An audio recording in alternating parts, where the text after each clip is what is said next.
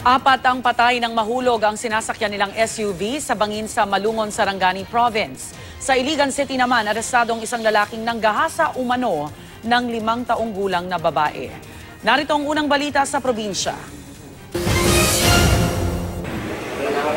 Todo tanggi ang isang lalaking inaresto dahil sa panggagahasa umano sa 5 taong gulang na babae sa Iligan City.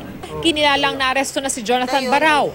Ayon sa mga pulis, nakita ng ilang residente ang bata na tumatakbo palabas ng isang CR at umiiyak. Nagsumbong ang bata na ginahasa siya ng suspect.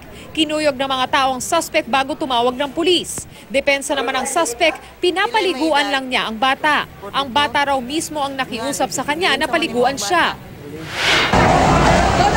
Nagkukumahog ang mga residente sa pagsalba ng gamit matapos masunog ang 7 bahay sa Barangay Bapor, Masbate City. Nagtagal ng mahigit kalahating oras ang sunog. Pero dahil dikit-dikit ang mga bahay na karamihay gawa sa kahoy, mabilis kumalat ang apoy. Posible nagsimula ang apoy sa pumutok na linya ng kuryente sa isang bahay. Wala namang napaulat na nasaktan. Inaalam pa kung magkano ang halaga ng mga nasunog na ari-arian. Wasak ang SUV na ito matapos mahulog sa bangin sa bayan ng Malungon sa Sarangani Province. Nasawi ang 4 na sakay nito habang sugatan naman ang driver. Base sa investigasyon, tinatahak ng naturang SUV ang pakurbang bahagi ng highway nang mawalan ito ng kontrol dahil sa madulas na daan. Tinatayang nasa 15 metro ang lalim ng bangin. Patuloy na nagpapagaling sa ospital ang driver. Para sa unang balita, Von Aquino reporting.